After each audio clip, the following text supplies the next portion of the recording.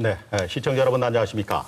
흡사 취급주의 딱지가 붙어있는 유리 제품처럼 조심스럽긴 합니다만은 그동안 경색돼 왔던 남북관계에 따뜻한 바람이 불 것으로 조심스럽게 전망이 되고 있습니다. 네, 우선 금강산 관광 재개로 고성 지역 주민들의 고통을 덜어줘야겠고요. 또 동해 북부선 철도 연결이나 DMZ 평화공원 조성, 그리고 동계올림픽을 평화올림픽으로 만드는 등의 현안들이 많이 쌓여 있습니다. 네, 첫 술에 배가 부를 수 없고 천리길도 한 걸음부터다 그렇게 얘기하죠. 자주 만나서 얘기하고 신뢰를 쌓아가다 보면은 못 풀 일도 없다 싶지 않나 싶습니다. 모쪼록 남북이 화해와 협력의 큰 바다로 좀 나갔으면 좋겠다는 바람으로 말해야 할 때 분명하게 말하는 방송 뉴스토크 말싸움 시작합니다.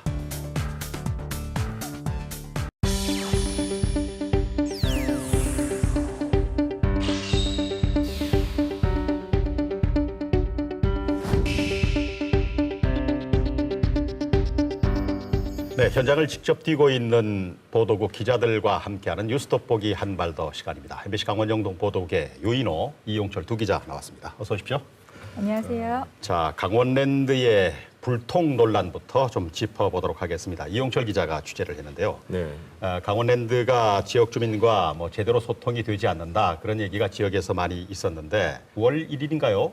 주민과 강원랜드 간에 좋은 얘기가 있었다면서요? 네, 지난해 11월부터 중단됐던 강원랜드 워터파크 물놀이 시설이 다시 이번 달부터는 재개될 수 있다라는 합의 사항이 나왔습니다. 네. 지난달 31일 강원랜드 경영진들과 정선 지역 공추위 위원들이 만나서 긴급 현안에 대해서 논의를 했습니다. 네. 그리고 나서 지난 1일 날 연석회의에서 최종 승인을 받았는데요. 그 자리에서 결정된 것이 워터파크 설계안이 기존에 실내가 3, 실외가 7이었었는데 네. 강원랜드에서 5대5의 설계 변경안을 가지고 왔습니다. 네. 그것들에 대해서 한참 이의가 많았었는데 그것들을 조건부로 수용하는 내용이 있었고요. 그래서 이달 중으로 공사를 재개하는 겁니다. 또한 강원랜드 2단계 사업으로 봤던 탄광문화관광촌을 이달 중 발주하는 거로 결론이 났습니다. 네, 워터파크 그동안 참 그 얘기가 많았었는데 일단 결론이 났다고 하니까 주민들과 잘 협의해서 빠르게 좀 진척이 됐으면 좋겠군요. 왜 이렇게 어려웠습니까, 이게? 일단은 2008년도부터 강원랜드에서 관광객들을 유치하거나 그다음에 사람들을 모으기 위해서 물놀이 시설을 만들기로 했었습니다. 하지만 이것들이 계속 우여곡절을 거치고 정부에서 이걸 해지 논의도 나왔다가 우여곡절 때 지난해 7월에 착공을 하게 됩니다. 이곳에는 실내의 풀은 물론 물놀이 시설과 식음 영업장 등이 들어서게 돼 스키장, 골프장, 콘도와 함께 명실상부한 가족 단위 종합 리조트의 면모를 갖추게 됩니다. 이게 워터월드가 들어오면서 강원랜드가 지켰던 약속들을 하나하나 지금 지켜가고 있고 이런 것들이 지역 주민들의 희망이고 보람이라고 생각합니다. 지난달 열린 주민들의 결의대회. 수천 명의 주민이 워터월드 사업을 축소해선 안 된다고 목소리를 높였습니다. 강원랜드 이사회를 저지하고 주주총회장에서 낙하산 인사를 규탄하기도 했습니다.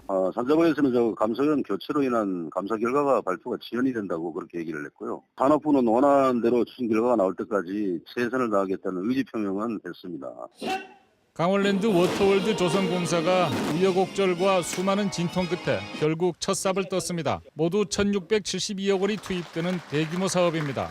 부지 면적은 12만 3천 제곱미터, 순수 물놀이 시설 면적은 실내와 실외를 합해 5만 8천 제곱미터입니다. 시설 규모는 국내 4위, 실내 물놀이 공간만 치면 2위의 규모라는 게 강원랜드의 설명입니다.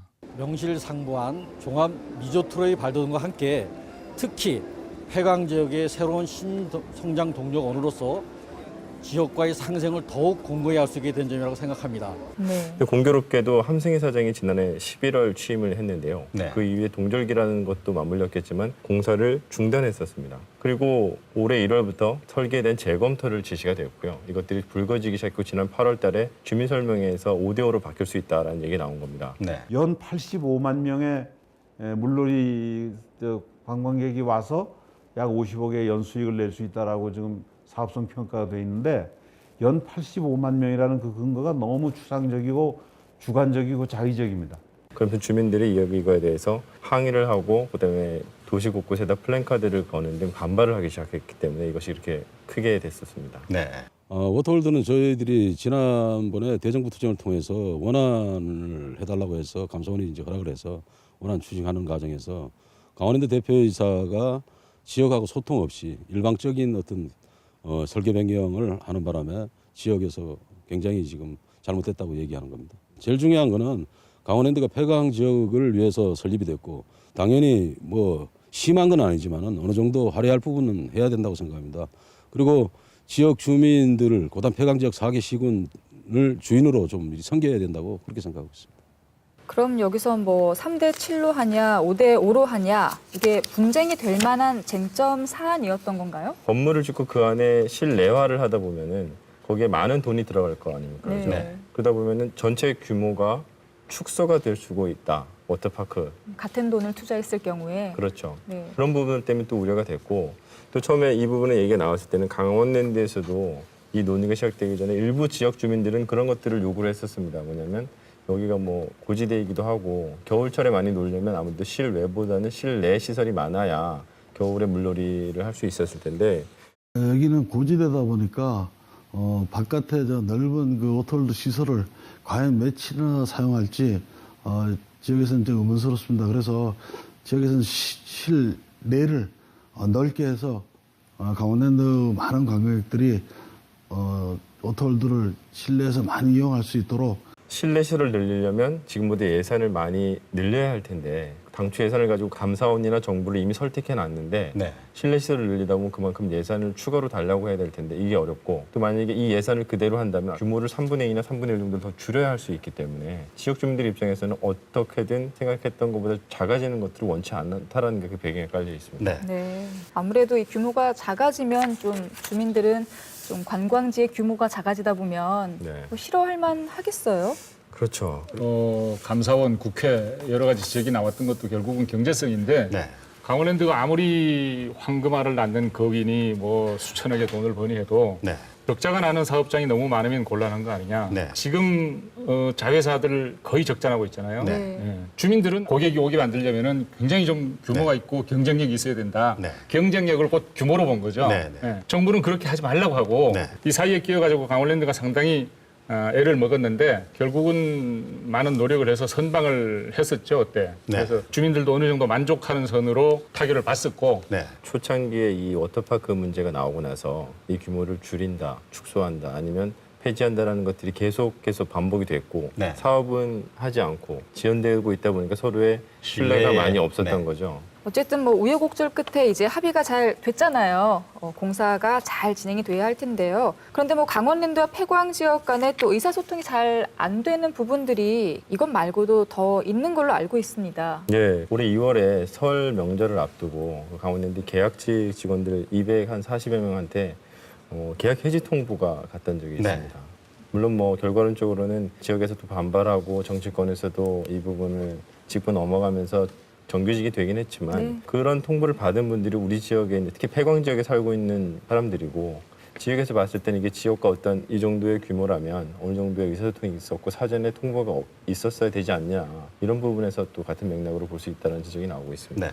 바뀌는 경영진에 따라서 경영 방침이나 지역을 대하는 그 정책들이 변화가 있을 수는 있죠. 있을 수는 있는데 지금 현재 그 함승희 대표이사가 이제 폐광 지역 4개 시군과 대화하고 뭐 지역 현안들에 대해서 논의하고 이런 부분은 거의 손을 놓고 있는 상태거든요. 그리고 또 지역에서 사실 우리 뭐 태백시 의회뿐만 아니고 4개 시군 의회에서 지역 현안들과 관련해서 함승희 대표를 좀 만나서 논의를 하자 하는 공식적인 그 면담을 계속 좀 요구를 하고 있음에도 불구하고 아직 그런 면담 자체가 만남 자체가 성사가 안 되니까 이거는 오히려 함승희 대표이사의 뜻이 어떻든 간에 지역은 우리 지역에서 봐서 이거 지역을 무시하는 게 아닌가 하고 바라볼 수밖에 없고 도대체 소통할 수 있는 자세가 안 돼 있다. 이렇게 또 바라볼 수밖에 없게 그 스스로가 만들어 나가는 거죠. 뭐 고한이나 사북에서 이렇게 강원랜드 쳐다보면은 거기는 불야성을 이루고 있는데 내 삶은 여전히 뭐 직접적인 관련이 없는 분들의 경우에는 곤궁하다 그러면은 이제 뭐 심정적으로 그런 게 생겨날 수도 있지 않을까 그런 생각도 드는군요. 지역 주민과의 소통의 부재 이런 얘기를 많이 했는데 이게 뭐 정선 지역에만 있는 것이 아니고 태백하고도 많이 삐걱대더군요. 네, 그 태백 같은 경우는 뭐 또 지난 7월에 그 오트리조트로 인한 그 재정 적자가 태백시 영향을 주면서 네. 결국은 태백시가 정부의 재정위기 단체 부채로 지정되게 됐습니다. 그래서 그 오트리조트의 부채를 뭐 탕감한다거나 회생을 하는데 좀 도움을 받기 위해서 태백시랑 태백시 의회가 강원랜드 이사들에게 이제 기부금을 요청을 했었죠. 그 결정되는 과정에서 여러 가지 문제도 있었고 다툼도 있었고 여러 가지 정치적 이슈도 됐었는데 결국은 강원랜드에서 기부금 150억 원을 몇 차례에 걸쳐서 지원을 해줍니다. 근데 이것들이 이제 지난해 9월쯤에 그 오트리조트 기부금 150억을 지원한 것들 자체가 회사에 주식회사에 손해를 끼쳤다라고 해서 손해배상 소송을 시작하게 됩니다. 네. 그 결과가 지난달에 나왔는데요. 그 서울지방법원에서 기부금 150억 원 가운데 한 20% 정도인 30억 원을 배상 판결을 내린 겁니다. 네. 결국은 뭐 강원랜드 전 이사들은 여기 대해서 이제 뭐 인정할 수 없다고 해서 지금 고등법원에 항소해 놓은 상태고요. 네. 그럼 태백 지역 주민들은 지금 어떻게 반응을 하고 있어요? 예, 일단 뭐 주민들은 이 부분에 대해서 좀 납득이 안 간다라는 부분을 좀 보이고 있고요. 태백시 같은 경우도 태백시장이 직접 강원랜드를 방문해서 손해배상 소송을 취하해 줄 것을 요구를 하고 있고요. 강원랜드는 여기 대해서 좀 그렇게 얘기를 하고 있습니다. 예를 들면 소송 취하나 청구 포기를 강원랜드에서 받아줄 경우에 이것들은 그 의사결정에 관여한 그 경영진들에 대해서 배임 혐의가 될 수 있기 때문에 민형사상 책임을 질 수 있다. 그렇기 때문에 우리는 여기에 대해서 어떤 것들을 얘기할 수 없다라고 강원랜드에서는 얘기하고 있습니다. 네. 그런데 뭐 사실 이것만이 아니잖아요. 하이온 엔터테인먼트 ECT 사업도 좀 문제가 있었는데 지금은 어떤 상황이죠? 네, 강원랜드가 지역과 연계한 2단계 사업으로 특히 태백 지역을 살리기 위해서 초반에 한 3,400억 정도를 투자해가지고 게임과 애니메이션 캐릭터를 개발하고 거기서 나온 캐릭터를 통해서 테마파크를 만들겠다라는 게 ECT 사업이었는데요. 네. 결국 이 사업도 점점 더 어려운 상황으로 가고 있습니다. 그래서 뭐 그 철수하고 뭐 그 다른 것 한다, 뭐 자동차 재제조 그런 거 하겠다. 네. 근데 뭐 그게 될 거냐, 뭐 그런 그 얘기도 많이 나오고 그러죠. 네, 그렇습니다. 그래서 하이온엔터가 들어오고 나서 태백 지역의 경제적인 부양 효과는 거의 드러나는 것이 없습니다. 네. 지역민들이 기대하는 기대치가 크다 보니까 상대적으로 뭐 실망도 클 수밖에 없겠고 그래서 이제 이런 문제가 자꾸 생기는 것이 아닌가 그런 생각이 들고요. 제가 알기로는 강원랜드의 경우에도 굴지의 기업인데 뭐 제가 알기로는 복지재단도 운영하고 있고 지역 협력업체도 거기서 뭐 일하시는 분들도 있고 직접 고용되신 지역 주민도 있고 이렇게 있는데 왜 지역하고 소통에 문제가 있다 이런 얘기가 자꾸 반복이 되는 건가요? 그러니까 처음에 강원랜드에서 지역을 바라보는 것과 지역에서 강원랜드를 바라보는 그 시각 차이가 좀 크다고 볼 수 있을 것 같습니다. 네. 폐광 지역의 주민들은 기본적으로 가지고 있는 것들 자체가 폐광이 몰락하면서 그걸 대체 사업으로 강원랜드가 정부에서 추진을 세웠기 때문에 네. 자기네들이 없었다면 강원랜드가 있을 수 없었다라는 전제를 가지고 있는 것 네. 같습니다. 네. 그러다 보니까 자기네들이 어려울 때는 언제든지 강원랜드에 도움을 청할 수 있고 또 그 필요를 요구하면 채워줄 수 있다라는 그런 시각들이 저번에 깔려 있고 강원랜드 입장에서도 폐광의 경제 회생을 위해서 세워진 거는 인정을 하지만 공기업이라는 거고 정부의 통제를 받아야 되다 보니까 네. 지역 주민들의 입장에 맞춰줄 수가 없고 또 경영을 해서 수익을 남겨야 되는 회사다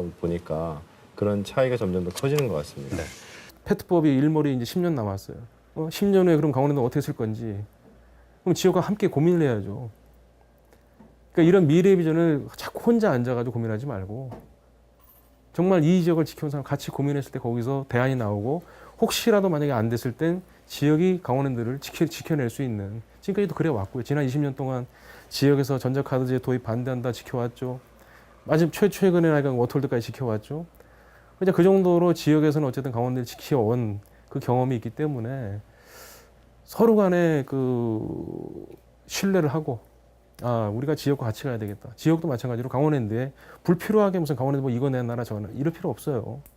법에 의한 거 그런 것만 딱딱 요구하면 돼요.